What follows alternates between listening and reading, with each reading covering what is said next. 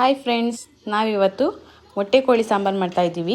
ಅದು ನಾಟಿ ಸ್ಟೈಲಲ್ಲಿ ಹೇಗೆ ಮಾಡೋದು ಅಂತ ನಿಮಗೂ ತಿಳಿಸ್ಕೊಡ್ತೀನಿ, ನೋಡ್ಕೊಂಬರೋಣ.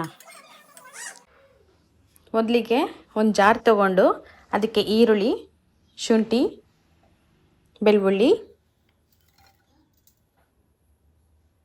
ಚಕ್ಕೆ, ಲವಂಗ, ಕೊತ್ತಂಬರಿ ಸೊಪ್ಪು, ಪುದೀನ ಸೊಪ್ಪು, ಸ್ವಲ್ಪ ನೀರು ಹಾಕ್ಕೊಂಡು ಇಷ್ಟನ್ನು ರುಬ್ಕೊಳ್ಳಿ. ಕ್ವಾಂಟಿಟಿ ಎಷ್ಟೆಷ್ಟು ಹಾಕಬೇಕು ಅಂತ ಡಿಸ್ಕ್ರಿಪ್ಷನಲ್ಲಿ ಮೆನ್ಷನ್ ಮಾಡಿದ್ದೀನಿ, ಒಂದ್ಸಲ ನೋಡ್ಕೊಂಬಿಡಿ. ನೆಕ್ಸ್ಟು ಕುಕ್ಕರ್ಗೆ ಸ್ವಲ್ಪ ಎಣ್ಣೆ ಹಾಕಿ ಒಂದು ಅರ್ಧ ಈರುಳ್ಳಿ ಹಾಕಿ ಸ್ವಲ್ಪ ಈರುಳ್ಳಿನ ಫ್ರೈ ಮಾಡ್ಕೊಳ್ಳಿ. ಈರುಳ್ಳಿ ಫ್ರೈ ಆದಮೇಲೆ ತೊಳೆದಿಟ್ಕೊಂಡಿರೋ ಚಿಕನ್ನ ಆ್ಯಡ್ ಮಾಡಿ. ನಾವು ಮೊಟ್ಟೆ ಕೋಳಿ ಸಾರು ಮಾಡ್ತಾಯಿರೋದ್ರಿಂದ 1 kg 1.25 kg ಆ ಥರ ಚಿಕನ್ ತೊಗೊಂಡ್ರೆ ಚೆನ್ನಾಗಿರುತ್ತೆ ಟೇಸ್ಟು. ಈಗ ಚಿಕನ್ ಹಾಕಿದ್ದೀನಿ. ಆ ಚಿಕನ್ನ ಇನ್ನೊಂದು ಸಲ ನೀಟಾಗಿ ಫ್ರೈ ಮಾಡಿ. ಚಿಕನ್ ಫ್ರೈ ಆದಮೇಲೆ ಸ್ವಲ್ಪ ಉಪ್ಪು, ಸ್ವಲ್ಪ ಅರಿಶಿನ ಎರಡನ್ನೂ ಹಾಕಿ ಮತ್ತೆ ಇನ್ನೊಂದು ಸಲ ಬಾಡಿಸ್ಕೊಳ್ಳಿ. ಈ ಚಿಕನ್ನು ಸ್ವಲ್ಪ ಫ್ರೈ ಆಗಿ ನೀರು ಬಿಟ್ಕೊಳ್ಳುತ್ತೆ.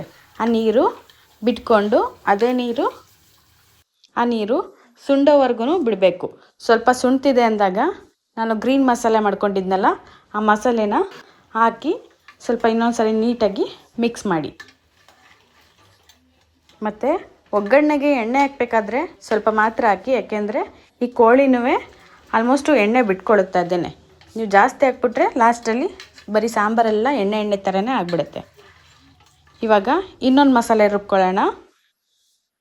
ಅದೇ ಜಾರಿಗೆ 3 ಸ್ಪೂನು ಮಟನ್ ಸಾಂಬಾರು ಪುಡಿ, ಒಂದು ಟೊಮೊಟೊ ಎರಡನ್ನೂ ಹಾಕಿ ನೀಟಾಗಿ ಗ್ರೈಂಡ್ ಮಾಡಿ.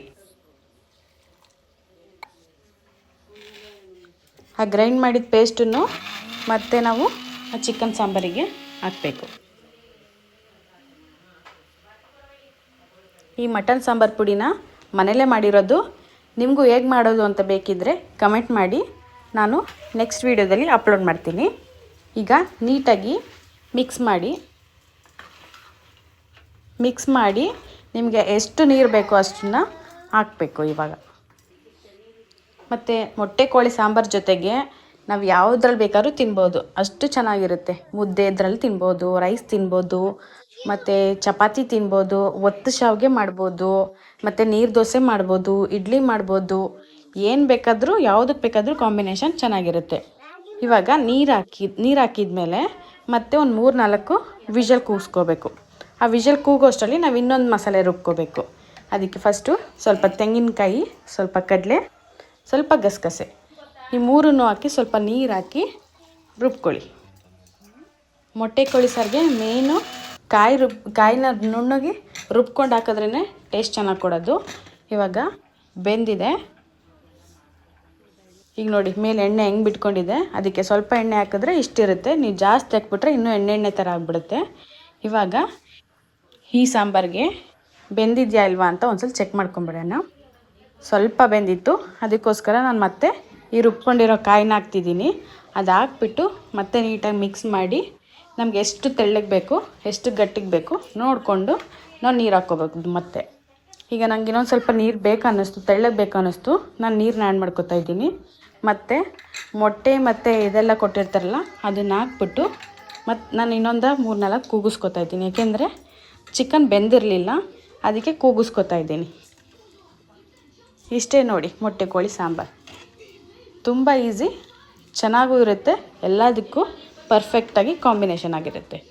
ನೀವು ಒಂದ್ಸಲ ಟ್ರೈ ಮಾಡಿ ಹೇಗಿದೆ ಅಂತ ಕಮೆಂಟ್ ಮಾಡಿ ತಿಳಿಸ್ಕೊಳ್ಳಿ. ನಾನಿವತ್ತು ನೀರು ದೋಸೆ ಮಾಡಿದ್ದೆ, ಅದಕ್ಕೆ ಮೊಟ್ಟೆ ಕೋಳಿ ಸಾರು ಮಾಡಿದ್ದೀನಿ. ಕಾಂಬಿನೇಷನ್ ಅಂತೂ ತುಂಬ ಚೆನ್ನಾಗಿದೆ. ನೀವು ಒಂದ್ಸಲ ಟ್ರೈ ಮಾಡಿ. ನೀವು ಯಾವುದಕ್ಕೆ ಕಾಂಬಿನೇಷನ್ ಮಾಡ್ತಾಯಿದ್ದೀರಾ ಅಂತಲೂ ಕಮೆಂಟ್ ಮಾಡಿ ತಿಳಿಸ್ಕೊಡಿ. Thank you.